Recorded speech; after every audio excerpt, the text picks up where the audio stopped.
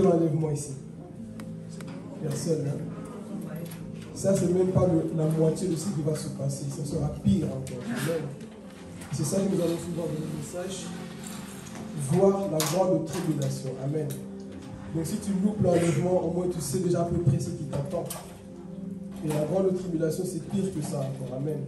C'est pour ça qu'il faut être prêt tous les jours. Amen. Chaque fois qu'un péché, lave ta robe, ne dors pas dans le péché parce que Jésus peut revenir à tout moment. Avant la fin de la prédication ou pendant, Jésus peut revenir. Amen. Nous ne savons pas le jour ni l'heure, mais ce qui est sûr, il revient. Ce qui est sûr, il viendra chercher une église qui se sanctifie. Donc ces jours sont proches. Amen. Donc, je nous invite à prendre notre Bible. Vous pouvez noter le thème, c'est la grande tribulation. Vraiment un peu de force, s'il te plaît. La grande tribulation. On va prendre le livre de Daniel, chapitre 12.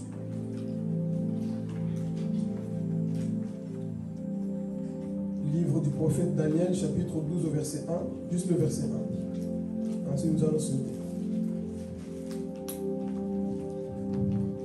Alléluia, Jésus. Daniel, chapitre 12, au verset 1. Je lis la parole au nom de Jésus. Amen. En ce temps-là, se lèvera Michael, le grand chef, le défenseur des enfants de ton peuple. Et ce sera une époque de détresse, telle qu'il n'y en a point eu de semblable depuis que les nations existent, jusqu'à cette époque. En ce temps-là, ceux de ton peuple qui seront trouvés inscrits dans le livre seront sauvés. Amen. Pour Matthieu chapitre 4, verset 21.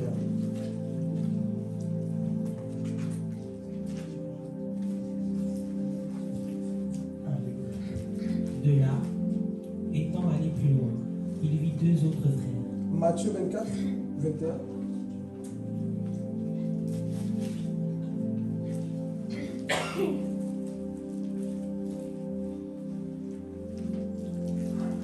Car alors, la détresse sera si grande qu'il n'y a point eu de pareil depuis le commencement du monde jusqu'à présent, qu'il n'y en aura jamais.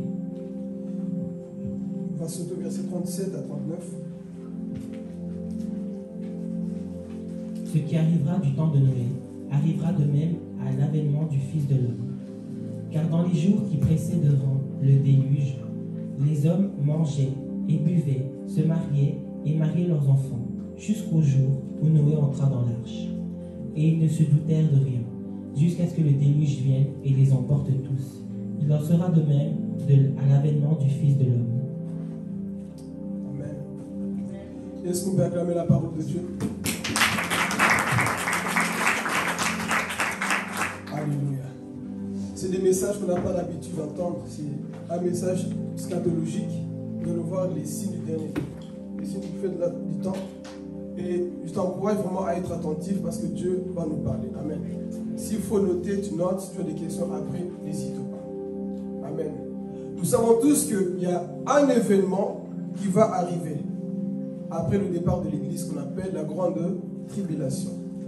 Je pense que certains d'entre vous ont déjà eu à faire des rêves, là où nous voyons des gens disparaître, qu'on appelle l'enlèvement. Mais ce qui va arriver après, Jésus dit qu'il n'y a jamais eu des moments comme ça dans l'histoire. Et Daniel a prophétisé, il a vu ces temps-là. Il a dit qu'il y aura une grande détresse sous la terre. Voilà pourquoi ne rate pas l'enlèvement. Après ce message, si tu ne changes pas, c'est que quelque chose ne va pas en toi. Ce message doit nous pousser à la réflexion. Ce message doit nous pousser à changer. Amen. Malgré ma voix cassée de l'urine, je vais quand même prêcher. Amen. Donc sois attentif, parce que Dieu va nous parler. Donc ici, nous parlons que Jésus va revenir. Mais l'état actuel, nous voyons que quand nous voyons le monde actuel, on ne peut plus nier les faits. Quand nous voyons tout ce qui se passe dans le monde, on ne peut plus nier les faits. Amen. Jésus dira que ce qui s'est passé dans le temps de Noé arrivera aussi dans cette génération. Dans le temps de Noé, les gens vivaient leur vie. La Bible dit dans le livre de Genèse chapitre 6, les gens mangeaient, buvaient. La méchanceté était là dans le temps de Noé. Toute la terre était quoi? Corrompue par le mal. Et la Bible dit que Dieu s'est répandu d'avoir créé quoi? L'être humain. Pourquoi? Parce que le péché est en train de régner dans le temps de Noé. Et Dieu a vu la méchanceté des hommes, il a dit non. Je vais détruire ces personnes. Parce que Dieu ne peut pas supporter la méchanceté qu'il avait vue dans le temps de Noé. Et si vous voyez notre génération, elle est devenue même pire que le temps de Noé. Pourquoi? Parce qu'ici, nous péchons avec la conscience. Nous savons que le bien, ce n'est pas bien. Nous savons que nous avons la Bible, mais nous péchons quand même, malgré tout, que nous avons la Bible. Alors que ces gens-là n'avaient pas la Bible. Nous avons la Bible, mais nous péchons volontairement. Amen. Donc Dieu a vu comment la méchanceté est en train de régner. Et il voit aussi comment la méchanceté est en train de régner au milieu de nous. Dans nos églises, dans le monde, partout dans le monde. Nous voyons comment le mal est en train d'augmenter. Et tout ça, c'est en train d'attirer la colère de Dieu. Oh Église, ne reste pas. Sois enlevé parce que ce qui va arriver, nous allons le voir après. Jamais le monde n'a connu telle souffrance. Nous avons entendu parler de la Deuxième Guerre mondiale, Première Guerre mondiale. Nous avons entendu parler des tremblements de terre. Tout ce qu'on voit dans les films ne sont pas comparables à ce qui va arriver. Voilà pourquoi, sois prêt pour que tu sois enlevé. Donc Dieu a vu comment ces gens marchaient, comment ces personnes vivaient. Il a dit non, je dois nettoyer la terre. Dites-moi, nettoyer la terre. Déborah, monte un peu mon frère, s'il te plaît, je vais avancer. Je veux nettoyer quoi? La terre. De la même manière que Dieu a vu la méchanceté dans le temps de Noé, c'est la même manière qu'il est en train de voir comment ce monde est en train de se moquer de lui. Nous voyons partout comment les stars aujourd'hui n'ont plus honte de se moquer de Dieu. Les Bibles sont déchirées chaque année. L'être humain n'a plus peur de Dieu. L'être humain n'a plus le respect de Dieu. On voit les stars qui chantent. Au lieu de chanter leur musique, ils sont obligés d'insulter le nom de Dieu, blasphémer le nom de Dieu. Dernièrement, il y a eu une réunion en Amérique. Ils ont fait des réunions de satanistes. Ils ont commencé à faire pipi sur des Bibles. Ils ont commencé à déchirer les Bibles. Et ils sont obligés d'imposer ça. Tout ça, ça tire la colère de Dieu. Et pensez-vous que Dieu dans son trône, il est comment? Nous voyons la méchanceté dans les cœurs des gens dans nos églises. Tout ça, ça traîne d'attirer la colère de Dieu. On se dit chrétien, mais on n'a plus cet amour pour nos frères et sœurs. Nous sommes en train de suivre le monde. C'est la génération actuelle. On vient prier à l'église, mais le lundi, nous ne sommes pas les mêmes chrétiens. Dieu est en train de voir ces choses-là. Il ne ferme pas les yeux. Alors, qu'est-ce qui va se passer? Dieu voulait raser la terre. Dites-moi, mais il a vu un homme qui était juste, qu'on appelle Noé. Dieu voulait détruire, mais il a dit, je ne détruirai pas la terre. Je vois un homme juste sur la terre qui s'appelle Noé, si je veux parler. Je vois un homme juste qui s'appelle Noé sur la terre. Grâce à lui, 8 personnes étaient quoi? Sauvées. Qu'est-ce que Dieu voulait faire? Il voulait raser toute la terre. Mais il a dit, j'ai vu un homme qui me craint, un homme qui marche à cause de ma parole. Nous devons être le type de chrétiens ce temps de la fin, qui honorent encore la parole de Dieu. Même si cette génération est en train de montrer leur corps, toi dis, moi je couvre mon corps parce que j'appartiens à Jésus. Même si cette génération est en train de se perdre, toi dis, je serai le juste qui va garder la parole de Dieu à ce temps de la fin. Alléluia. Dieu est en colère, mais il voit Noé. La Bible dit que Noé marchait avec Dieu. Alléluia. Est-ce que nous marchons encore avec Dieu? Noé était différent. Noé ne se mélangeait pas. Noé disait, moi je n'irai pas au carré. Noé disait, moi je ne vais pas boire. Noé disait, moi je ne coucherai pas avant le mariage. Noé disait, moi je ne vais pas fumer. Moi je ne vais pas me corrompre. Pourquoi? Parce que j'aime Dieu. Alléluia. Même si toute la terre est corrompue, il y a encore un homme qui dit, Seigneur, moi j'apprends les yeux sur toi. Moi je marche encore avec toi. Je ne vais pas me mélanger à cette génération. Ne vous conformez pas au siècle présent. Soyez différents, Église. Il faut qu'on voit la différence entre celui qui sert Dieu et celui qui ne le sert pas. Parce que tout le monde se dit servir Dieu. Mais voyons la vie que nous menons. Il n'y a rien de Dieu. Je suis chrétien avec des musiques. Je vais parler. Vous pouvez rester calme, je vais parler. Chrétien, avec le concert de Beyoncé que tu vas aller voir. Je vais parler. Tu es chrétien, tu te prépares à lever Fali Poupa. Génération de Noé. Il faut que nous puissions entrer où? Tu te dis chrétien, tu es en train de te comporter comme ces personnes qui ne croient pas en Dieu. Tu te dis chrétien, tu as du mal à abandonner les musiques mondaines. Tu te dis chrétien, tu as du mal à abandonner la haine qui est dans ton cœur. Tu n'es pas encore converti. Le vrai converti déteste le péché.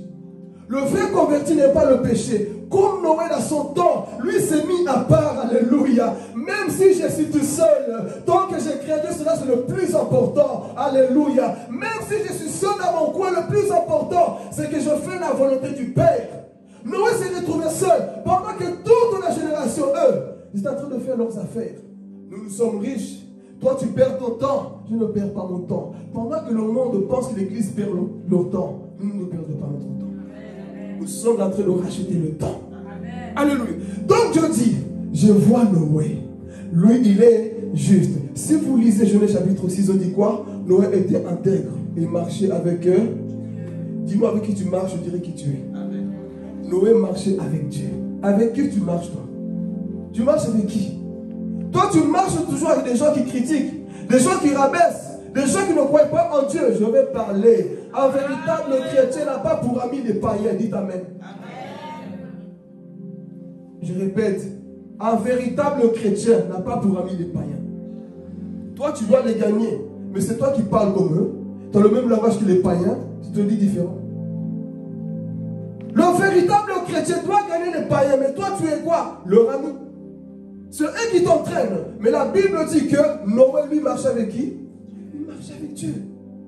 Même si je suis seul, Seigneur, moi je marche avec toi. Toi, tu marches avec qui? Je vais aller plus loin. Oh, Jésus. Même dans l'église, tu marches avec qui? Si tu as remarqué que ce frère, cette soeur, c'est un chrétien, problème, éloigne-toi. Dites Amen. Si tu as, c'est pas parce que nous tenons le micro. Si tu as remarqué qu'il a un mauvais cœur, éloigne-toi. Éloigne-toi, mon frère, ma soeur. Tu es en train de contaminer ta sainteté. Si tu vois que ce frère, cette soeur, cette personne ne suit pas le Seigneur, éloigne-toi. Mais le problème, non, il est gentil. Non, il est beau. Tu peux être beau. Si tu ne crains pas Dieu, moi, je te mets de côté. On a du mal à prendre des décisions. On a du mal à prendre des décisions dans la vie. Pourquoi? Non, il est trop gentil. Noé a dit, je vais rester seul dans mon coin. Je ne vais pas me mélanger à cette génération qui est en train de déshonorer la parole de Dieu. Il s'est retrouvé seul. Pourquoi? Parce qu'il était quoi? Intègre. Et il marchait avec son Dieu. Est-ce que nous marchons avec Dieu? Quelles sont tes amitiés, frères et sœurs? Si la barre de ton amitié pousse toujours à se moquer, la frère, sépare-toi. Soyons des chrétiens jusqu'à la tête. Soyons des véritables chrétiens. Si ces personnes avec qui tu marches te contaminent avec leur méchanceté, éloigne-toi. Dis à ton voisin, éloigne-toi. Il faut s'éloigner. Non parce qu'il est trop gentil, il me donne trop d'argent, il me console trop. S'il te console, qu'il te donne un peu de poison, il faut te débarrasser. Nous voulons être sauvés. C'est fini ce temps-là, tu écoutes. Les personnes qui t'empêchent de venir à l'église, il faut t'éloigner d'eux. Il faut que tu aies des véritables personnes qui te poussent à aller prier. Ma soeur, on y va aujourd'hui à l'église. Vous avez des amis qui vous disent, tu ne vas pas aller? Moi aussi, je ne vais pas aller. Ce n'est pas un véritable ami. Un véritable ami te dira, allons à l'église.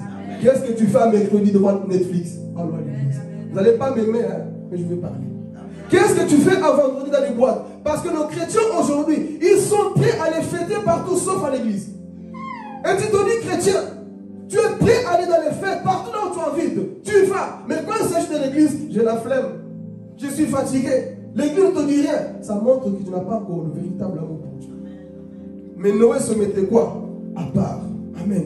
On avance. On dit que Noé marchait avec eux, avec Dieu. Mais Noé va prêcher un message, selon les théologiens, qui va durer pendant 120 ans. Je vous pose la question. Pendant 120 ans qu'il a prêché, qui s'est converti? Il est en train de transpirer. Pendant 120 ans, entré dans l'arche, personne ne s'est converti. Par là, le Saint-Esprit m'a dit, fils, tout ce que tu prêches, tout le monde ne le croira pas. Mais ce que tu prêches servira de témoignage pour le jour du jugement. Vous pouvez ne pas y croire au message qu'on prêche, mais ce message servira pour le jugement. N'as-tu pas entendu le message que tu as prêché? Nous ne sommes pas obligés de gagner le monde entier, mais nous sommes obligés de prêcher le message. Je vais parler. Même si le monde ne dit pas Amen à ce qu'on prêche, un messager de paix, nous n'allons pas changer de message. Même si ça dure 120 ans qu'on prêche, les hommes ne veulent pas écouter. Nous allons prêcher parce que ce message servira de quoi? De témoignage. Jésus le dit. Celui qui ne croira pas sera condamné. Celui qui ne croira pas au message de l'évangile sera condamné un jour. Donc vous pouvez ne pas écouter, ne pas y trône blanc, là où tu entendras la voix de Dieu. Tu étais assis dans l'église. Est-ce que tu as cru au message qu'on prêchait? Toi, tu voulais quel genre de message? Bénédiction, tes ennemis vont voir. Ça, ce n'est pas des messages. Des messages. Amen. Ça, ce n'est pas des véritables messages de l'évangile. Vous émettez trop des messages. Tes ennemis vont voir. Les portes seront bloquées pour eux. Dieu va te lever. Tu dis Amen. Vous allez voir, les gens aiment trop ce genre de choses. Amen, amen. Ton ennemi va voir, Dieu va te lever, il sera écrasé. C'est pas ça le message de l'évangile. Le message de l'évangile, soyez prêts parce que le grand trône blanc va arriver. Mais les gens n'aiment plus ce genre de message. Ils aiment les messages. Ma soeur, il y a la percée sur toi. Dieu va te lever. Dieu va... Écoutez, nous sommes déjà élevés dans les lieux célestes en Christ. Vous n'avez pas la révélation. Tu cherches quel genre d'élévation. Tu cherches à paraître, avoir beaucoup de likes, beaucoup de j'aime. C'est ça qui t'intéresse. Tu vas perdre ton salut. Amen. Beaucoup de chrétiens, c'est comme ça. Vous cherchez la percée, mais Noé va prêcher. Papa John, pendant 120 ans, personne n'a dit Amen, Noé, je rentre avec toi. Ah! Si c'était notre génération, il est maudit. Hein? Ah, le message qu'il prêche, là, c'est parce que c'est trop dur. Hein? Mais Dieu a gardé sa famille avec. Les hommes n'ont pas cru au message qui était prêché par Noé, le message du salut. Quand je vois les yeux de certaines personnes, je vois qu'ils ne croient pas. Mais je pleure dans mon cœur parce qu'un jugement un jour va arriver. Je suis encore trop jeune pour m'amuser. Je ne suis pas encore marié. Je ne suis pas encore ceci. Donc ce que tu prêches, ça peut démodé. Le message ne sera jamais démodé. Ce que nous prêchons ne sera jamais démodé. Et ce que j'aime chez Noé, est-ce que Noé a changé de message? Non. Il a vu Jonathan que les hommes ne rentraient pas dans l'arche. Est-ce qu'il a dit, bon, comme ils n'entrent pas, je vais aller voir sur YouTube le message du moment. Le message du moment, c'est la croix. Amen. Je sens l'onction, mais je ne vous sens pas. Le message qu'on a besoin, c'est le message de la croix, l'église. C'est ça le message du moment. De Genèse chapitre 3 jusqu'à Apocalypse 22, on parle de la croix. Alléluia. C'est ça le message qui va sauver l'homme du péché. Donc on voit, Noé va prêcher, le garçon. Pendant 120 ans, et je te pose la question, toi depuis combien de temps tu écoutes le message mais tu ne changes pas? Depuis combien de temps écoutons-nous le message de l'évangile, mais toujours la haine dans le cœur? Combien de temps allons-nous garder la méchanceté dans nos cœurs, église? Combien de temps vas-tu garder ces choses dans ton cœur? 120 ans, 5 ans peut-être qu'on te prêche, 10 ans, mais tu as toujours le même problème. Il faut que ça change. Dis à ton voisin, changeons. Changeons s'il vous plaît. Vous n'avez pas idée de ce qui va arriver. Depuis 5 ans qu'on te prêche, tu as du mal à abandonner son péché. Tu as du mal à abandonner son copain, cette copine. Tu as du mal à abandonner la pornographie. Tu as du mal, frère. La convoitise. Tu as du mal à devenir Kinumba, tout le temps montrer ton corps. Depuis combien de temps on te prêche ces choses? Je vais parler. Ah Jésus. Hey, le monde là qu'on dit là, la colère de Dieu est en train d'arriver. Je peux parler ou pas? Je peux parler ou pas? Ah, vous voulez pas que je parle? Je vois de bouche fermée, je ne veux pas que je parle, mais je veux parler. Cette mode-là vient d'où? De croque-top, c'est ça que vous dites, hein? Qui peut donner la définition de croque-top, s'il vous plaît? Jonathan. Croque-top là-bas. Vous allez voir la définition. Et c'est ça qu'on voit la génération d'aujourd'hui, ventre en l'air, ventre en l'air. Mais oui, j'ai fait un chantier ici sur la mer, j'ai souffert. Dis bon, nous sommes dans quelle génération? Tous les jeunes filles ici, montrez le ventre en l'air. Vous allez où comme ça? Et cette mode malheureusement touche même les chrétiens. On va où? Tant de la fin, Jésus revient. Même les mamans. Hé, ventre en l'air, tu vas où maman? Ça c'est une mode qui vient de l'enfer. T'as trouvé? C'est qui croque-top, mettez de longues top. Croque-top, tu veux montrer tes abdos, ton ventre là. C'est quoi ça? Toi, chrétien, tu ne dois pas te conformer au siècle présent. Et c'est ça que nous voyons, Jonathan, quand tu as trouvé, tu le dis. Je vois que tu peux passer le micro là, s'il te plaît. Vous ne faites pas semblant, qui connaît ça? Croque-top. J'ai fait des études avant de parler.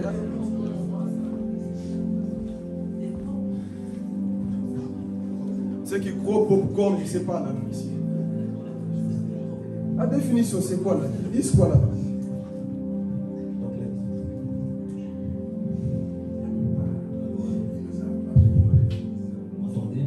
T'entends pas le plus fort, Jonathan. Voilà.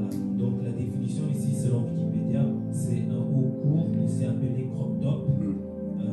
Il est plus court qu'un haut classique.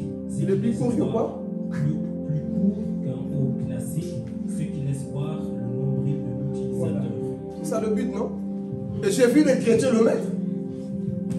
Cette mode, elle est chrétienne ou pas? Dites amen. Vous voyez, c'est ça votre problème. Ce matin, je suis venu prêcher un message qui va te sauver de l'enfer. C'est ça qu'on voit les jeunes filles. J'étais, dis Seigneur, reviens parce que la terre, ça ne va plus. Des jeunes filles de 15 ans. Des petites avec les ventres comme ça. Là, tu vas où, ma sœur? Ah, si j'étais le grand, j'allais gifler. C'est pas possible. C'est une mode diabolique. C'est comme ça que le monde travaille. Il faut que les Beyoncé, les Rihanna puissent exposer ça dans la télévision. Comme ça, la génération d'aujourd'hui vont suivre. Alléluia. C'est ça qui est en train de se passer. Pour abîmer cette génération, la mode que vous suivez vient de pandémonium, cité des démons. C'est là où ils votent tout, que ce soit le maquillage, tout ce que vous mettez, tout est voté. Dans le pandémonium. Les habits, comment tu peux t'habiller juste pour montrer là, ma soeur, mon frère? Le but quand on s'habille, c'est pour cacher quoi? Je ne cache plus leur corps. Mais on voit comment cette génération entre deux montrer leur corps. Finis un peu, Jonathan, comme ça on avance dans notre message. Mettez des choses parfois sans réfléchir. C'était tout, hein? Voilà la définition, est-ce que vous avez compris? Donc si tu vois ta soeur en train de mettre des crop tops là, il faut lui parler. Il faut la sauver. Tant que chrétien, tu ne dois pas t'habiller comme ça, frères et sœurs. Donc Noé prêche pendant 120 ans. Personne n'écoute comme ce que nous faisons ici. Ici, on peut prêcher. Hein. Dès que les gens sortent du culte, crop top, il prêche, il est fou. Il ne sait pas que moi je dois vivre. Moi, j'ai encore ma vie à faire. Il ne voit pas qu'il fait chaud. Il fait chaud pour tout le monde. Nous, là, regardez comment on est habillé. Les habits un peu larges, pour ne pas montrer, parce que même pour les hommes, si je vais parler. Les hommes qui s'habillent des pantalons trop serrés pour qu'on voit les cuisses. Ici, ouvert, on voit même ici. Convoitise. Tu vas aller où toi aussi? On a vu des frères comme ça. Pantalon trop serré, on dirait une saucisse. Tu ne respires plus. Tu vas où? Il faut changer, frères et sœurs. J'ai vu un prophète soi-disant qui prêchait. On voyait toutes les formes. Et il marchait comme ça. Il faut bien s'habiller tant que chrétien se tente à faire. Parce que le vêtement révèle aussi le temps de ton cœur. Dieu ne voit que cœur, oui. Dieu voit toutes choses, frères et sœurs. Mais le problème de cette génération, c'est qu'on s'habille comme on veut. Ça révèle qu'on n'a plus cette crainte de Dieu dans nos cœurs. Mais nous le voici en train de prêcher un message, frères et sœurs. Il faut qu'on puisse aussi changer. Pendant 120 ans, l'homme, il prêche, mais personne ne se convertit. Mais il ne s'est pas fatigué. Il n'a pas changé de message. Il n'a pas dit, bon, comme les âmes ne viennent pas dans mon église, je vais toucher au fétiche. Comme les âmes ne viennent pas se convertir, je vais changer de message pour qu'ils viennent. Je vais parler. Messager de paix ne changera jamais de message. Nous n'allons jamais changer de message. Nous allons prêcher ce message du début jusqu'à la fin. Sanctification. Comme je l'ai dit toujours dans cette église, soit tu changes, soit tu pars. Ah oui. Nous ne sommes pas là pour faire plaisir aux hommes. Jésus disait, vous voulez me suivre? Soit vous venez, soit eux. Aujourd'hui, l'église a peur. Ils sont timides. Si vous dites ça, c'est trop dur. Les âmes vont partir. Nous allons prêcher. Ceux qui aiment Jésus vont rester. Est-ce que vous êtes là? Ceux qui aiment Jésus vont rester, mon frère, ma soeur. Amen. Donc, nous n'avons pas peur de prêcher la vérité. Nous, il prêche ce message. Il ne va pas dire, bon, écoutez, je vais changer. Non. Si tu as reçu le message de la part du Seigneur, sois fidèle. Si ce message vient de Dieu, Tiffany, sois fidèle au message que Dieu t'a donné. Ne commence pas à maquiller le message. Prêche le message comme Dieu te l'a donné. Jérémie avait le message de la sanctification, mais il n'avait pas le peuple, mais il avait le message. Le plus important, c'est de rester fidèle au message que Dieu t'a donné, mon frère. Alléluia. Jérémie avait tout. On l'appelait même le prophète de malheur. Pourquoi? Parce qu'il parle que de ça. Malheur à vous changer de vie, revenez à Dieu. Les hommes ne voulaient pas écouter. Mais il n'a pas changé de message. Il était persécuté partout. Il n'a pas changé de message. Et c'est le temps que nous sommes en train de vivre. Comme j'ai dit, aujourd'hui, prêcher contre le péché, c'est devenu un péché. On ne peut plus. Cette génération qu'on est en train de voir, Tu ne peux plus prêcher contre le péché. C'est devenu mal. Non, tu ne dois pas condamner le péché. Tu es trop dur un peu quand tu prêches. Jésus est plus dur que nous. Jésus, race de vipère, jusqu'à quand? Toi, tu viens tout en retard, toujours absent. Je veux te parler comme Jésus. Jusqu'à quand tu vas être comme ça? Jusqu'à quand seras-tu comme ça? Il est temps que ça change. Alléluia. C'est ça la génération que nous sommes en train de vivre. Une génération qui n'aime plus Dieu. Et je vous assure que cette génération n'aime plus Dieu. Cette génération aime les bénédictions plus que Dieu. Aime les miracles plus que Dieu. Aime les likes plus que Dieu. Je le vois, je le vois et je le vois. Cette génération préfère la gloire plus que Dieu. On le voit dans nos églises, dans nos assemblées. On le voit dans nos comportements. On aime plus la gloire que Dieu. Alléluia. C'est ça que nous sommes en train d'assister. Tant dans la fin, nous voyons comment les âmes sont en train de se perdre. Mais Noé prêche encore, je continue. Il est en train de prêcher, venez dans l'arche. Les hommes n'ont pas voulu écouter. On a lu ici dans Matthieu. Quand Noé est rentré, ils se doutèrent de rien. Ils ne m'ont pas remarqué. Noé est rentré dans l'arche. Il va appeler quoi? Les animaux. Les étudiants disent qu'il y avait environ 132 000 espèces d'animaux qui étaient là. Et tous ils ont quoi? Obéi. Parfois l'être humain écoute plus que l'animal, écoute plus que l'être humain. Les animaux ils ont écouté, mais les hommes est-ce qu'ils ont écouté? Ils étaient là, ils vivaient leur vie. Arrêtez de nous fatiguer avec vos messages. Nous on veut vivre. Nous voulons vivre la vie. Tu veux vivre la vie, mais attends le déluge qui arrive. Moi j'ai mes projets d'abord. Moi j'ai ma vie d'abord, oui, mais attends ce qui va arriver après. C'est ça que la génération d'aujourd'hui a oublié. Nous oublions qu'il y a un jugement qui va arriver. Mais Dieu dit, Noé, je t'ai parlé, tu as prêché, maintenant, appelle les animaux, 2 à 2, qui rentrent dans l'arche. Je vais faire venir le déluge. Qu'est-ce qui va se passer? Les animaux ont quoi? Ils sont rentrés. Qu'est-ce qui va se passer? Pendant que les animaux étaient tous là, Noé a fermé la porte de l'intérieur et Dieu a fermé de l'extérieur. Avant même de fermer, Dieu a laissé exprès 7 jours. La porte était toujours ouverte. Lisez dans Genèse chapitre 6. Dieu a laissé la porte en gros pendant 7 jours. Pour te dire ici, toi qui es là qui ne veux pas changer, la porte de la grâce est toujours ouverte. La porte de la grâce est toujours ouverte. Tu peux encore changer de chemin. Tu peux encore te repentir. Il y a encore moyen de faire demi-tour et de rentrer dans l'arche. Tu peux encore changer comme tu es là, mon frère, ma soeur. Arrête de suivre ces choses mondaines. Tu peux encore faire demi-tour. Donc la porte est encore ouverte pour que les hommes entrent. Mais personne ne voulait entrer. Alors qu'est-ce qui va se passer? Dieu dit c'est bon. J'ai laissé la grâce pour que ces personnes changent. Il n'y a personne qui a voulu changer. Le ciel s'est ouvert. L'eau a commencé à descendre. Dieu a ouvert les abîmes. L'eau a commencé à sortir de haut et jusqu'en bas. Les gens disent, bon, ça va passer. Ça va passer. L'eau a commencé. Les mêmes personnes, vous savez qui sont parties toquer la porte? Noé! Ouvre Noé! Tu t'es moqué du message qu'on a prêché. Tu n'as pas voulu croire au message qu'on prêchait. Toi, tu pensais que je vais me sortir par moi-même. Tu sais nager. Ok, monte aussi, tu sais nager. L'eau est venue. Commence à monter.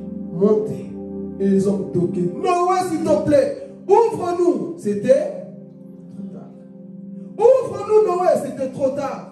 Le déluge est venu. L'eau est venue, même si tu sais nager pendant 40 jours et 40 nuits. L'eau était là, en train de raser toute la race humaine. C'était la colère de Dieu qui est en train de descendre ce jour-là.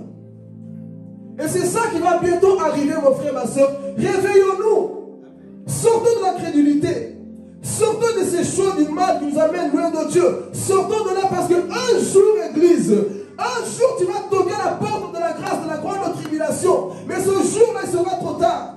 Dans la grande tribulation, il n'y a plus de chance. Il n'y a plus de grâce, frères et sœurs. Les voici en train de toquer. Non, ouais, s'il te plaît, ouvre-nous. La même parole que tu t'es moqué va te condamner un jour. La même prédication va te condamner un jour.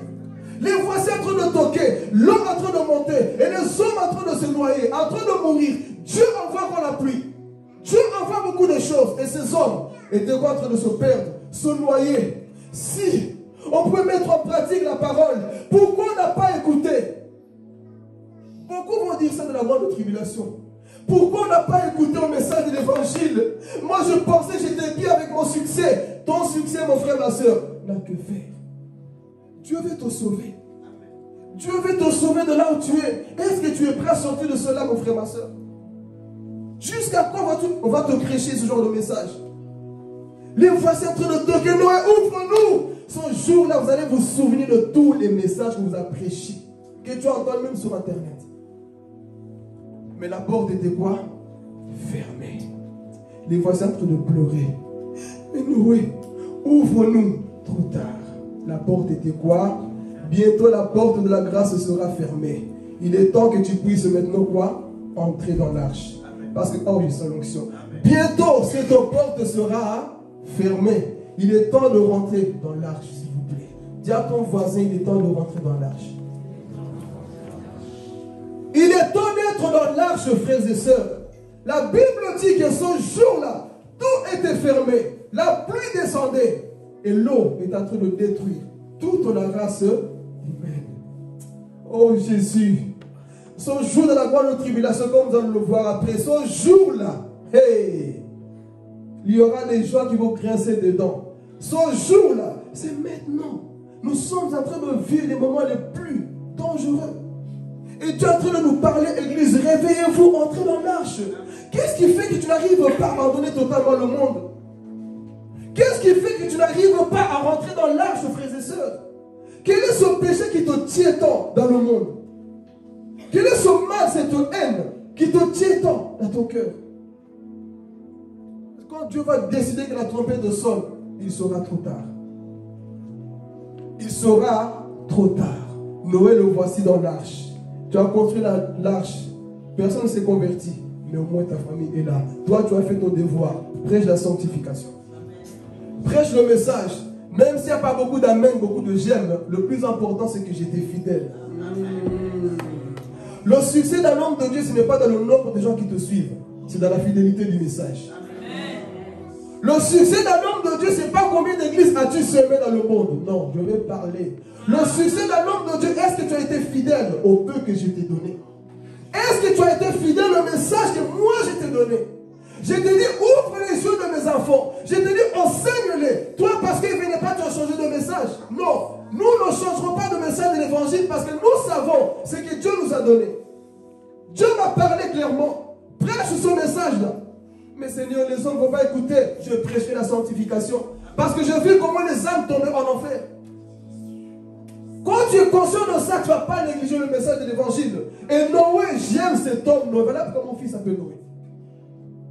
Un homme qui amène le repos, qui prêche la sanctification. Noé a dit, Seigneur, moi mon succès n'est pas, mais Seigneur, si je prêche ça, il y aura que moi, on ne va pas m'inviter. Je m'en fous que tu m'invites pas. Le plus important, c'est d'ouvrir les yeux des enfants de Dieu. Parce qu'aujourd'hui, c'est ça la mode. Il faut qu'on m'invite, il faut qu'on m'invite. Non, frère, il faut qu'on prenne la sanctification. Il faut qu'on prenne le véritable message de l'évangile. Beaucoup, c'est ça la gloire. Oh, j'étais invité, tu étais invité. Ce jour-là, beaucoup diront, Seigneur, j'ai voyagé au States. J'ai voyagé là-bas. J'ai prêché un message. Non, Dieu n'a que fait du combien tu as voyagé. Vous avez entendu le témoignage de l'apôtre Nyangola. Vous vous souvenez? Il a voyagé partout dans le monde entier. Au jour du jugement, Dieu lui dit, hey, tu as voyagé dans le monde entier. Tu as fait des miracles. Tu as guéri les gens. Tu as construit des églises. Mais tout ça, tu l'as fait pour ta gloire. Moi, je ne te connais pas. Il est passé à côté. Donc, frères et sœurs, on doit être fidèle au message que nous avons reçu. Mais beaucoup changent.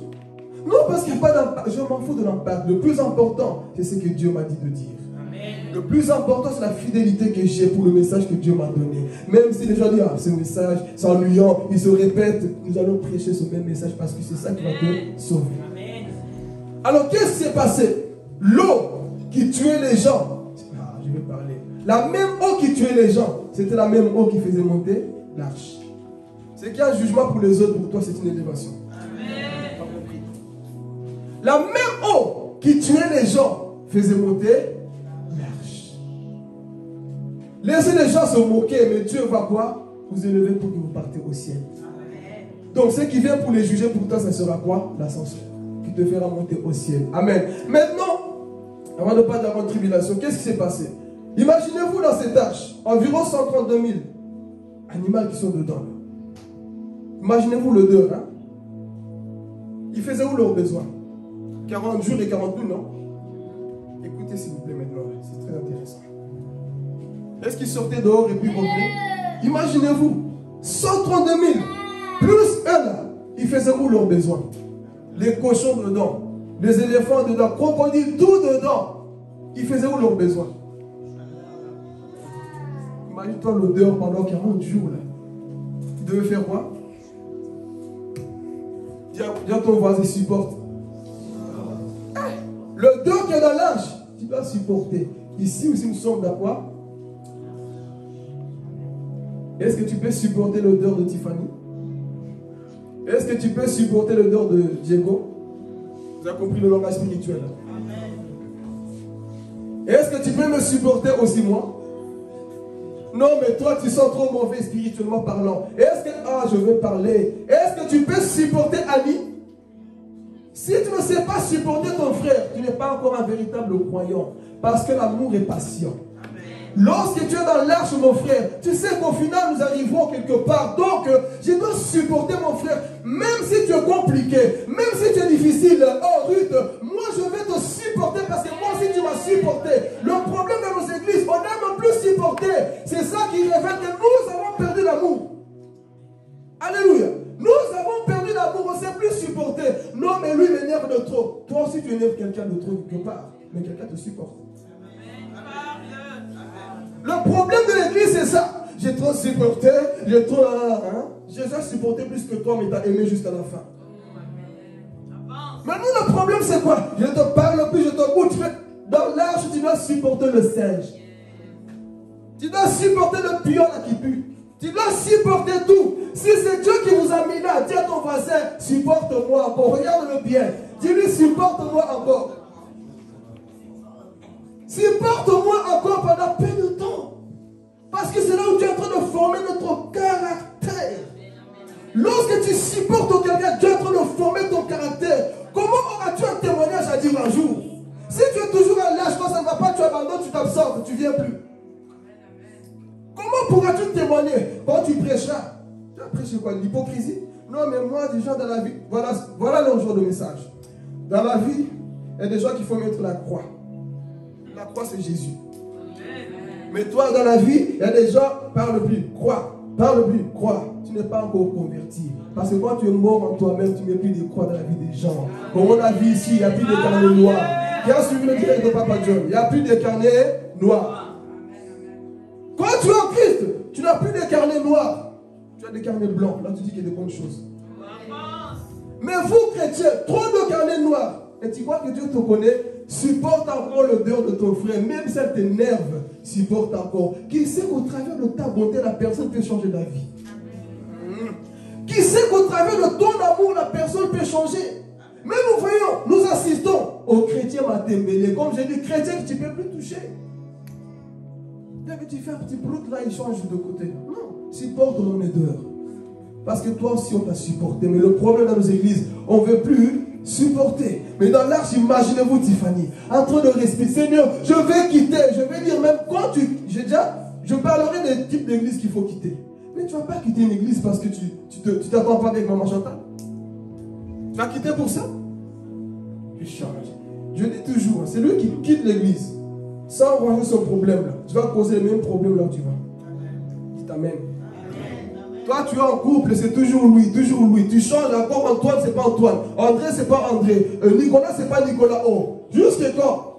Et tu changes de Nicolas, tu vas chez quelqu'un, bon, pas quelqu'un, un autre nom qu'il n'y a pas ici. Un autre nom qu'on n'a pas ici. Paul. Donc tu vas Paul, et puis tu vas chez David. C'est toujours un des problèmes. Pose-toi la question. Si tu as toujours des problèmes avec les gens, sache que le problème, c'est toi.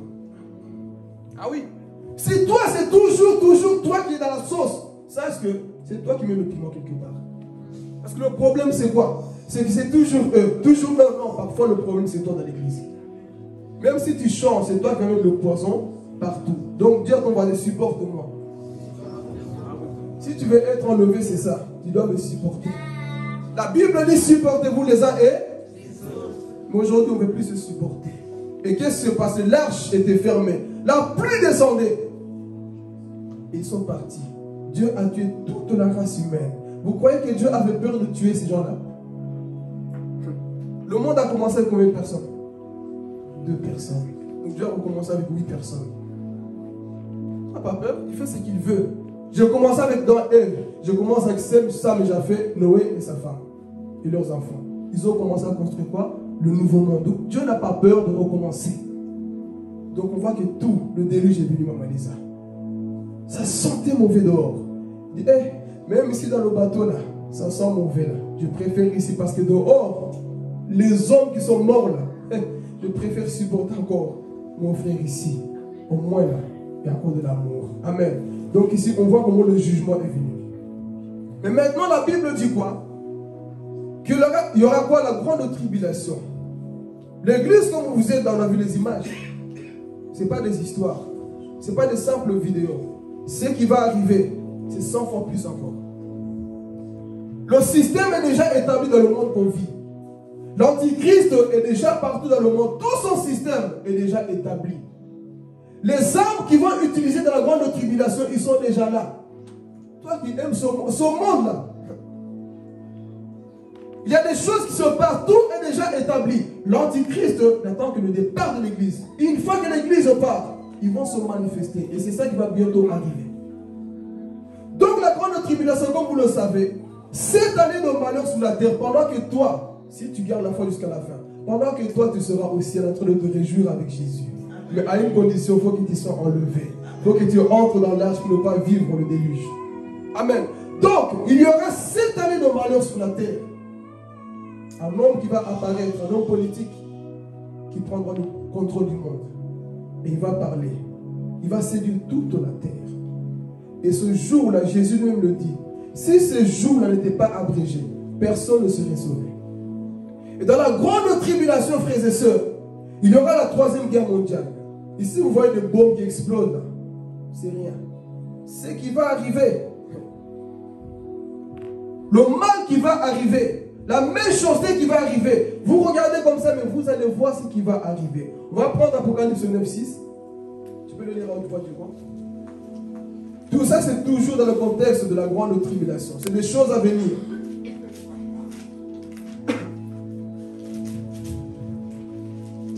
Apocalypse 9:6.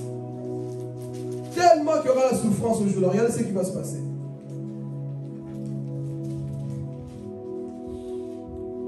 Quelqu'un peut le lire à haute voix parce que le micro est là. Allume un peu ce micro. Apocalypse 9:6.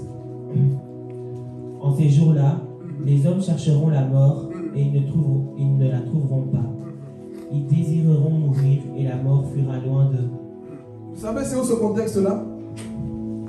De la grande tribulation. Les gens chercheront à mourir. Pourquoi? Il y aura la colère de Dieu qui va arriver sur la terre. Ici, si je pose la question, qui veut mourir? Qui veut mourir ici? Personne m'a dit, moi je vais vivre. Hein. Mais dans la grande tribulation, les gens vont chercher la mort. Pourquoi? Parce qu'il y aura le mal qui va arriver. L'Antichrist va persécuter les chrétiens qui vont rester là. Voilà pourquoi. Ne reste pas. Sinon, il n'y aura plus la grâce de Dieu qui va te sauver. Mais la Bible dit d'Apocalypse 9:6, les gens vont chercher la mort. Oh, je vais me suicider. Même si tu te jettes dans un pont, tu ne meurs pas. Si tu te tires une balle, tu ne meurs pas. Dieu va permettre pendant 5 mois, la mort va fuir. Tu vas essayer de te tuer. La mort, il n'y aura plus pendant 5 mois. Il n'y aura pas de mort. Je demande de tout ce qui se passe. Et Dieu envoie le collègue. Il voit tout ce qui va arriver. Et les hommes chercheront à fuir. Il n'y aura plus moyen. Pourquoi? L'Antichrist sera lâché sur la terre avec ses démons. Tu veux aller où? Je veux me tuer parce que c'est trop. Tu ne manges pas, tu ne bois pas, tu ne fais plus rien. Pendant 7 années, tu vas réussir. Qui va réussir ici? Une semaine que tu n'as pas mangé, tu commences à insulter les gens. Tu vas réussir 1 année, 2 années. Tu dois accepter d'abord la marque de la bête si tu veux manger. Et ce jour-là, frères et sœurs, les hommes, ils sont tellement dans la difficulté qu'ils chercheront la mort. Et dans Zacharie, on dit, le soleil va chauffer 7 fois plus pour brûler les gens. Les gens viennent montrer leur corps. Il faut bien montrer de la grande tribulation. Le soleil va chauffer 7 fois plus pour brûler la race humaine. Imaginez-vous la souffrance totale. Les gens vont commencer à tomber comme des mouches. Et la Bible dit qu'il y aura 4 démons qui seront libérés, qui sont attachés jusqu'à aujourd'hui dans le fleuve d'Ephrata. Dieu dit, ouvrez ces anges-là, libérez-les. Ce sont des démons. Et avec eux, il y a quoi? 2 milliards de démons avec eux. Ce sont des princes qui seront libérés dans la grande tribulation. Et les gens vont commencer à mourir. Et la Bible dit, il y aura tellement de corps des gens que les oiseaux du ciel viendront quoi? Manger leur corps. Il n'y aura plus assez de cimetières pour enterrer tous ces gens-là. Est-ce que tu fais partie de ces choses? Les corps des gens seront là, brûlés, en train d'être mangés par des animaux. Tout ça parce que tu as refusé le message de l'évangile. Aujourd'hui, tu écoutes peut-être comme les gens du temps de Noé. C'est des histoires, cause toujours. Mais un temps après l'enlèvement, ce sont des choses qui vont quoi? Arriver.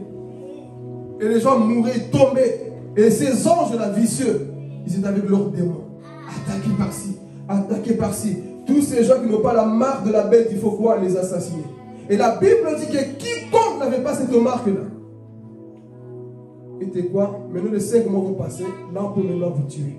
Imagine-toi, toi tu veux vendre, tu veux acheter, tu ne peux pas si tu n'as pas la marque de la bête. Tu vas faire comment? Il y aura des gens qui vont se balancer. Hé, mon voisin n'a pas la marque de la bête, venez le chercher. Tu peux essayer d'enfuir, il y aura des catastrophes qui vont arriver. Donc tous les gens qui n'auront pas la marque de la bête, on viendra les chercher. Décapité. Si tu refuses, ok, tu refuses, tu veux toujours suivre Dieu, ok. Donne ton bras, on te coupe le bras. Tu veux continuer, ok, demain on coupe ton pied. Tu veux continuer jusqu'à ce que tu vas garder la foi. Mais je pense que beaucoup de personnes vont perdre la foi dans la grande tribulation. Beaucoup n'arriveront pas parce que la souffrance sera tellement grande que beaucoup vont perdre la foi ce jour-là.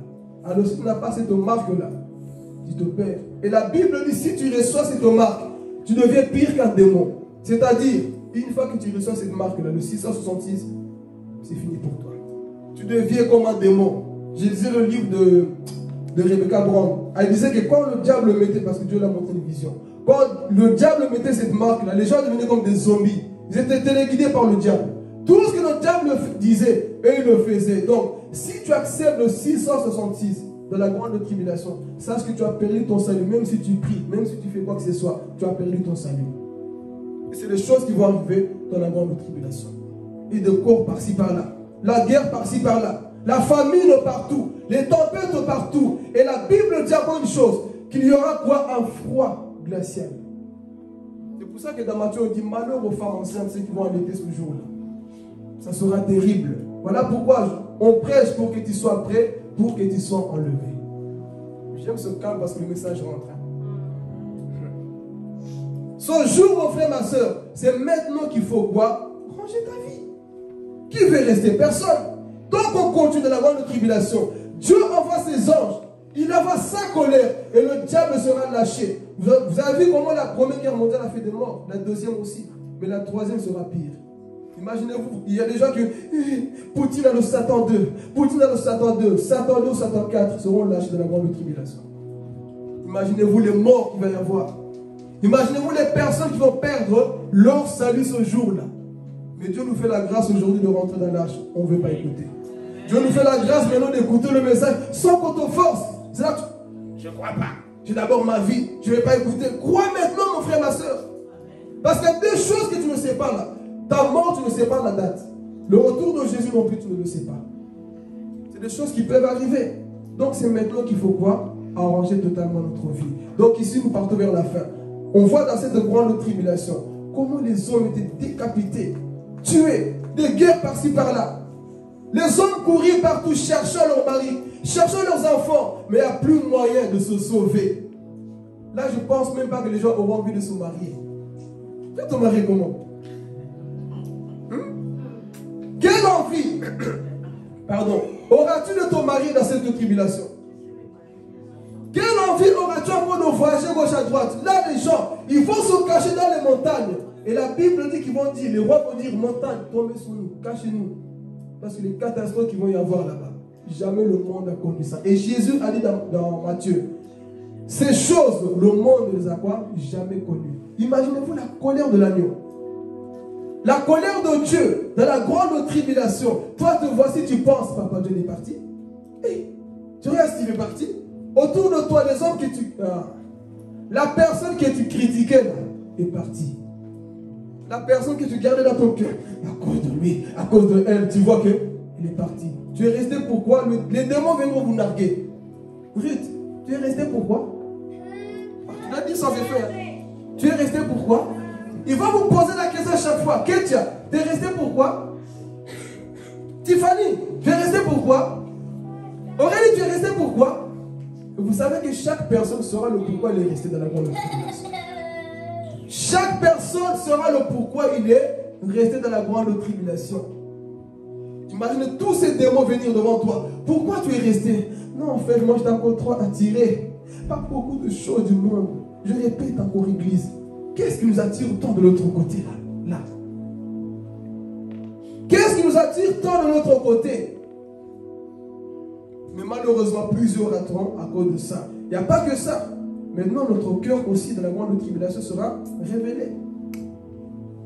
Ce seront les chrétiens qui seront ceux qui vivent là. Et moi, en fait, je suis resté. J'avais une haine contre Papa John. Les haineux. Décide d'aimer ton prochain maintenant. Décide de pardonner. Décide de te mettre en ordre.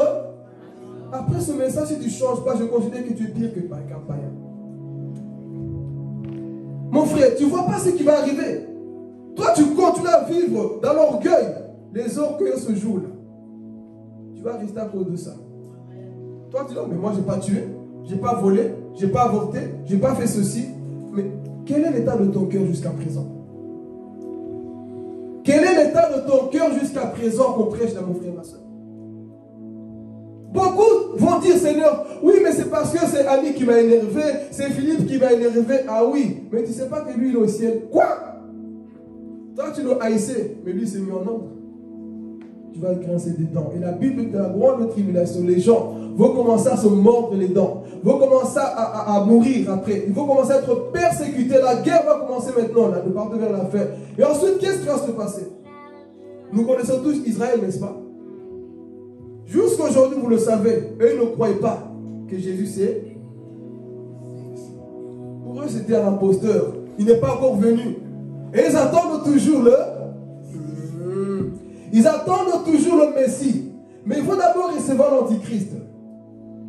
Parce que pour eux, le Jésus que nous avons reçu, ce n'était pas le vrai Jésus. Alors c'était le véritable Jésus que nous avons reçu. Mais pour les Juifs, Jésus n'est pas encore venu. Alors qu'est-ce qui va se passer? Dans la grande tribulation, l'Antichrist va faire son succès. 3 ans et demi, il fait son succès. Et ensuite, il sera blessé. Et ensuite, il reviendra à la vie. Et quand il reviendra à la vie, pendant ces 3 années qui vont rester, il va commencer à faire des miracles. Il va commencer à ressusciter même les morts. Il fera beaucoup de prodiges. Et le monde entier va l'acclamer. Le monde entier dira que non, c'est lui notre Dieu. Il est Dieu. Il est Dieu. Le monde entier dira qu'il est Dieu. Seuls les chrétiens qui vont rester et les juifs vont dire, attention, attention, un homme ne peut pas être un Dieu. C'est là où tout va commencer à basculer. Parce qu'il y a une qualité que les juifs ils ont. Ils ne se prosternent jamais devant les hommes. Jamais. Ils connaissent quand même leur Messie. Donc il dit non. Lui il fait des miracles, mais il y a un truc qui est bizarre en lui. Il faut commencer à reconnaître la puissance diabolique qu'il y a en lui. Et les juifs vont commencer à refuser. Non, lui ce n'est pas le Messie. Il parle avec arrogance. Il a beaucoup de choses de bien, c'est vrai, mais il parle avec arrogance. Et les juifs vont dire non, lui ce n'est pas notre Messie. Et quand l'Antichrist verra que les juifs sont en train de le résister, Zacharie chapitre 12 dit que toutes les nations vont se tourner contre les... Écoutez bien maintenant. Toutes les nations vont se tourner contre les juifs. L'Antichrist va pousser ces hommes-là à être qui? Contre les juifs. Et les juifs seront contre le mur. Les Chinois, tout le monde vont attaquer les juifs. Les juifs seront persécutés. Mais à ce moment-là, quelque chose va se passer. Ah, j'aime Dieu. Même à la dernière minute, mon frère, fais-lui confiance. Pendant ce temps-là où les Juifs sont coincés, la Bible dit que le ciel va s'ouvrir. Parce que les Juifs vont crier à Dieu. Messie. N'attends pas d'être dans ton trou pour appeler le Messie. Appelle-le maintenant. N'attends pas d'être bloqué quelque part. N'attends pas. Et ce jour-là, toute l'armée sera contre Israël. Qu'est-ce qui va se passer? Ils vont crier au Messie. Le ciel va s'ouvrir. La troisième apparition de Jésus.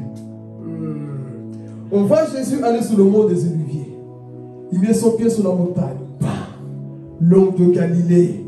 Qui est derrière lui? Cindy et Jonathan. Qui est derrière lui? Papa John. Qui est derrière lui? Maman Chantal. Qui est derrière lui? L'église qui a été enlevée. Qui est derrière lui? Tiffany. Qui est derrière lui? L'église qui a été enlevée. Nous sommes tous derrière Jésus. Et la troisième apparition qu'on appelle la parousia. Voici Jésus qui vient sur le mont des Oliviers et il met son pied. La montagne va s'ouvrir en deux. Qui est resté là-bas en train de voir? C'est Jésus-Christ. Et Israël va voir, mais qui est cet homme? Ah, j'ai des frissons. Qui est cet homme qui vient? Jusque-là, ne savent pas encore que c'est Jésus. Mais voici toute une armée qui est avec Jésus. Nous voici en train de dire, oh, gloire à Dieu. Nous sommes là, nous étions enlevés. On n'a pas vécu la grande tribulation. Mais nous sommes maintenant avec Jésus. Imagine-toi, Steve, avec Jésus, en train de voir ceux qui sont restés dans la grande tribulation. Mais nous sommes avec lui. Et Jésus vient. Il met son pied sur la montagne des Oliviers. La montagne s'ouvre en deux. Qu'est-ce qui va se passer maintenant? Les Juifs, ils ne savent toujours pas qui est cet homme-là. Et ensuite, cet homme de Galilée, ils ne savent pas toujours. Il descend pour s'asseoir dans le temple. Lisez dans Zacharie chapitre 14. Il va descendre, s'asseoir dans le temple. Donnez-moi une chaise, s'il vous plaît. Jusque-là, les Juifs sont là en train de trembler. Ah, Jésus.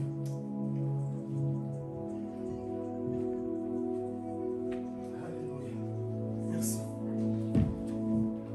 Il y a une chaise dans le troisième temple. L'Antichrist, lui, il ira se proclamer Dieu. Mais le véritable Messie, lui descendra. Pendant que les Juifs vont être là, mais qui est cet homme? Qui est cet homme? Voici Jésus, parti dans le temple. Il entre et il s'assoit. Jusque-là, ils ne savent toujours pas. Les gens de l'esprit comprennent. Jusque-là, ils ne savent toujours pas. Les Juifs continuent, mais qui est cet homme? Il se met debout. Il montre ses blessures. Je suis celui que vos pères ont crucifié à la croix. Il montre ses mains. Je suis celui qui a été percé à la croix pour vous. Et la Bible dit ce jour, tous les Juifs vont pleurer. Tous les Juifs vont reconnaître.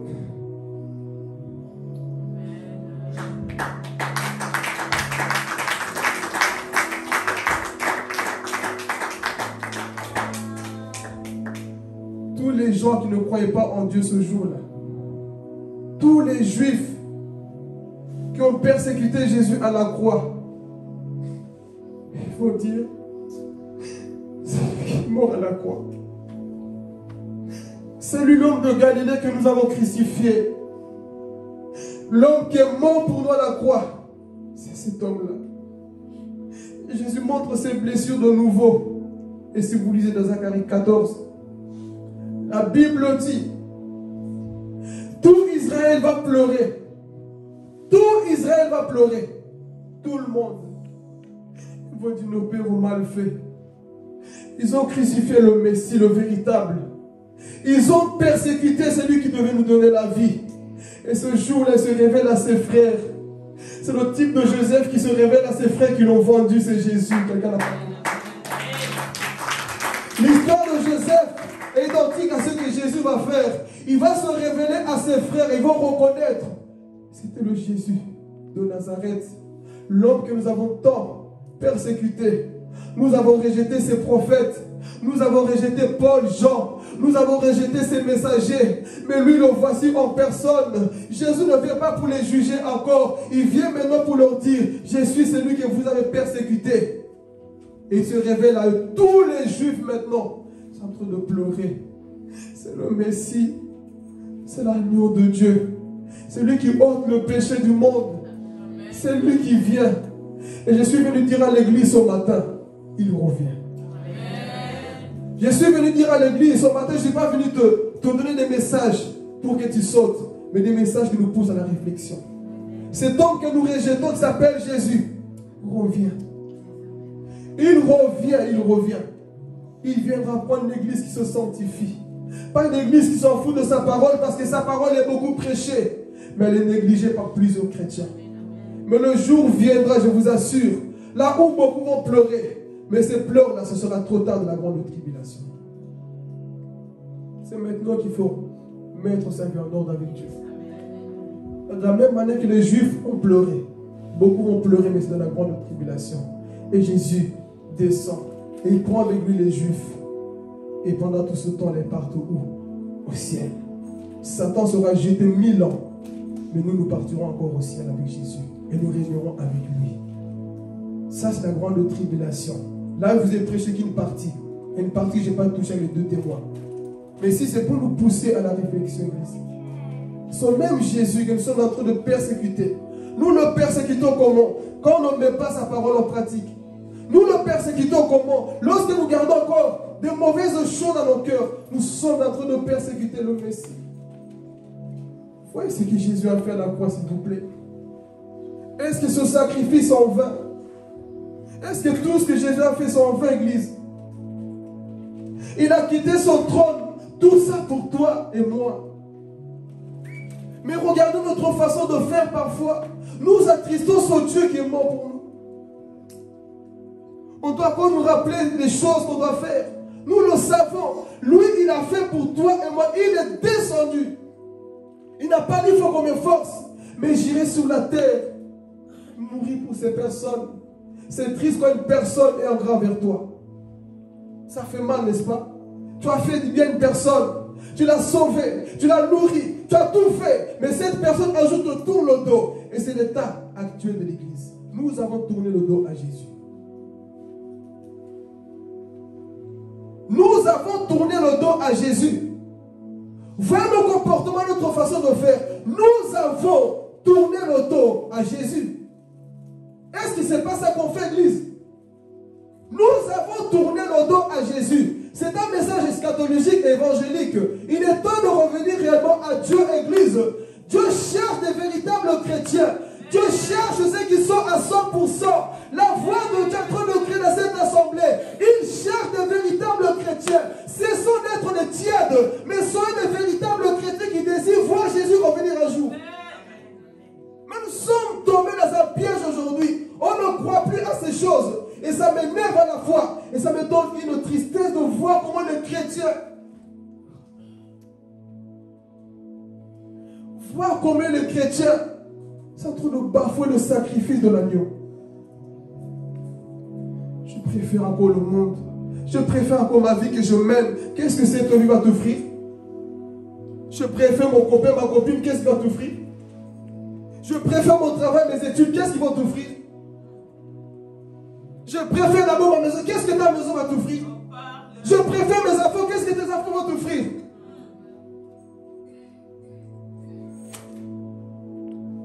Je préfère mes biens. Alors que le commandement le plus grand, c'est d'aimer Dieu avant toute chose. Mon travail, mes études, j'ai plus le temps pour Dieu. Alors que Dieu a besoin de toi pour annoncer ce message. Parce que si tu ouvres les yeux et que tu vois comment les âmes sont en train de mourir, chaque jour, tu prendrais position. Mais aujourd'hui, ce n'est pas ça. Nous préférons d'abord notre propre vie. Seigneur, il faut que moi je sois connu. On s'en fout que tu sois connu. Dieu a besoin de ta bouche. Dieu a besoin de toi. Mais nous, qu'est-ce qu'on cherche? C'est d'abord la percée. Je vais être connu. C'est ça que tu cherches. Dieu a besoin de toi. Sortons des convoitises, sortons du mal, frères et sœurs. Nous sommes dans un temps où c'est très dangereux, frères et sœurs.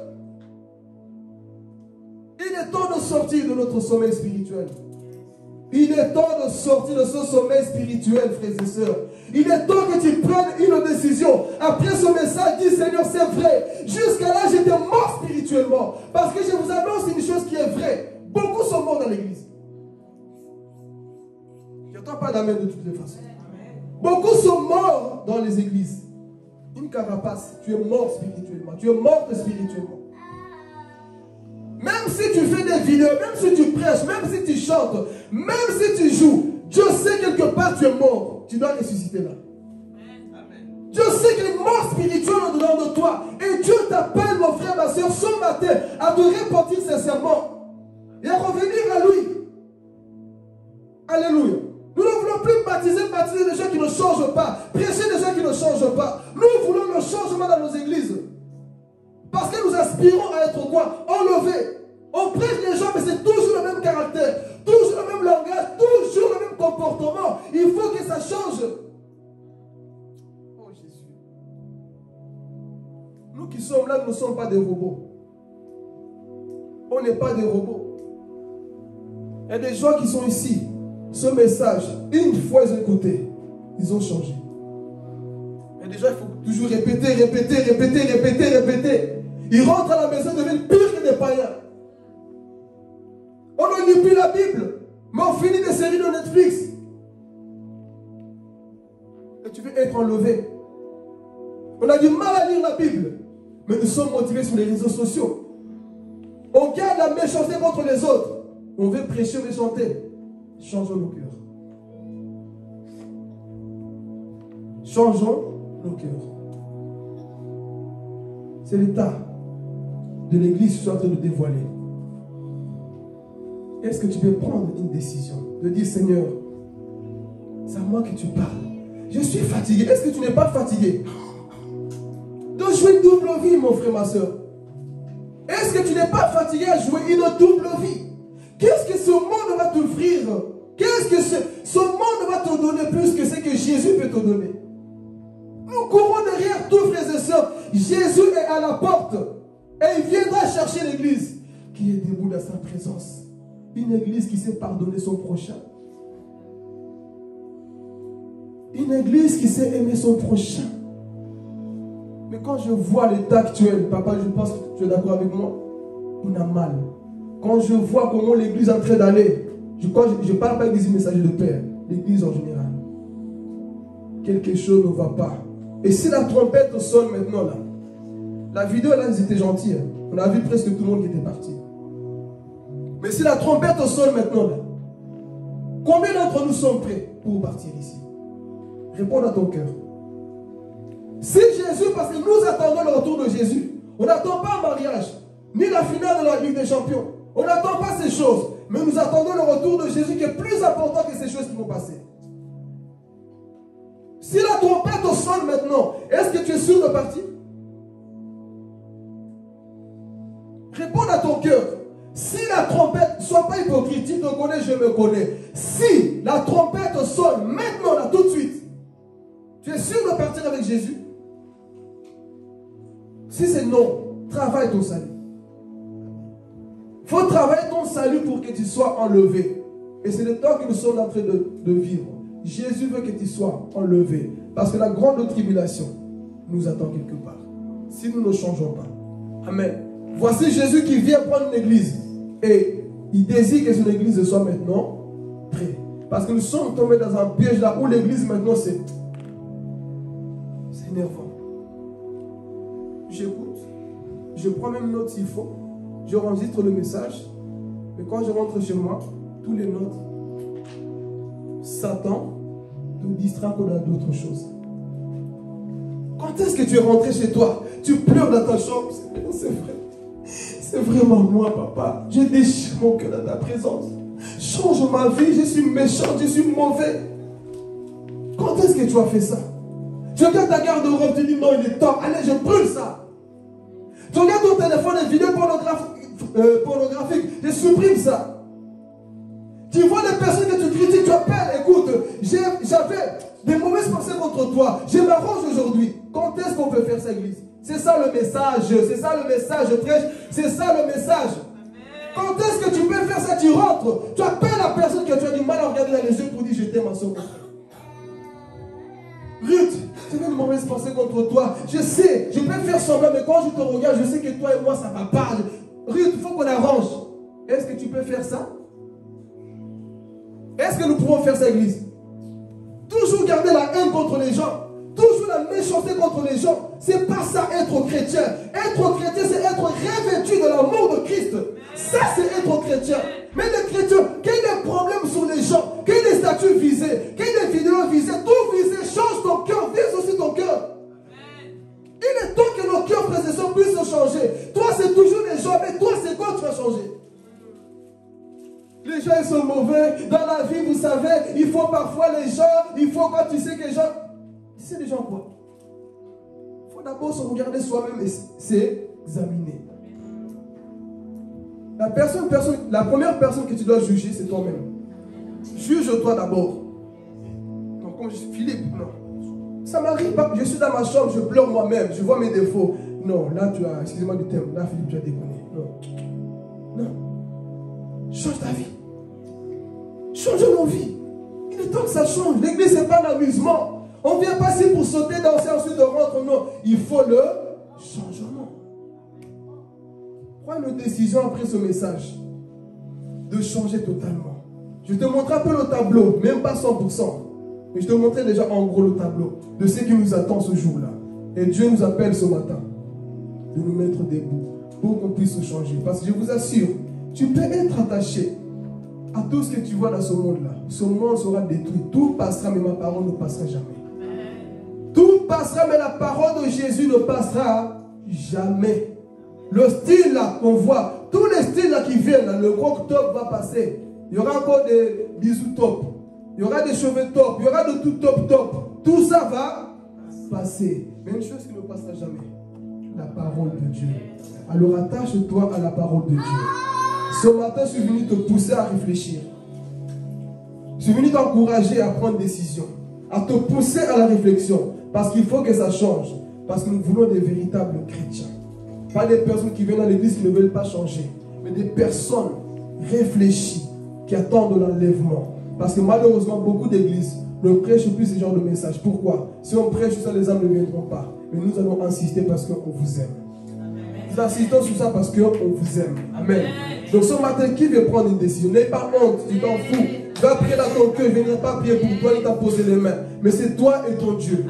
Qui veut prendre une décision? Qui dit que cette semaine, papa, je ne serai plus comme avant, là où je critiquais mon prochain, là où j'appelais à chaque fois les autres au téléphone pour commencer à parler mal. Non, cette semaine, ça ne sera pas ainsi. Cette semaine, je vais bien m'habiller. Seigneur, qui dit ça ce matin? Cette semaine, papa, je serai bien parce que moi, je vais te faire plaisir. Et si tu reviens même demain, je serai enlevé. Qui est prêt ce matin à prendre une décision? Alors, mettez-vous debout au nom de Jésus. Alléluia.